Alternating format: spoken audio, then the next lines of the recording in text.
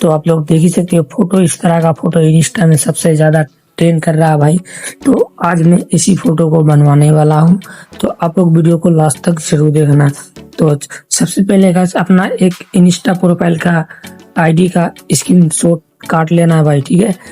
Screenshot काटने के बाद अपना इधर से बैक करके अपना ChatGPT ऑन करना। तो आप लोग देख सकते हो मैं ChatGPT ऑन कर रहा हूँ। तो आप लोग ChatGPT ऑन करने के बाद इधर प्लस पे ऑप्शन पे क्लिक करना, एक फोटो और इंस्टा का जो स्क्रीनशॉट काटा उसको डाल देना है और एक फॉर्म पेस्ट कर देना है।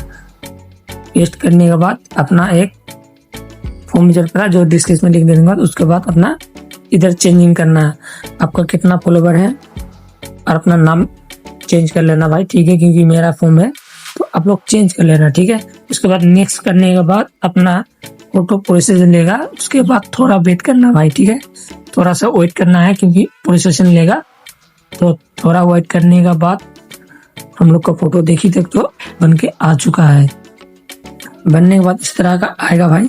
तो इस तरह का वीडियो मेरे यूट्यूब चैनल में आता रहता है, तो मेरे यूट्यूब चैनल में न्यू हो तो चैनल को सब्सक्राइब करके बेल आइकन दबा देना। इसी तरह का एडिटिंग वीडियो मेरे यूट्यूब चैनल में आता रहता है। चलते हैं गाइस, गुड बाय।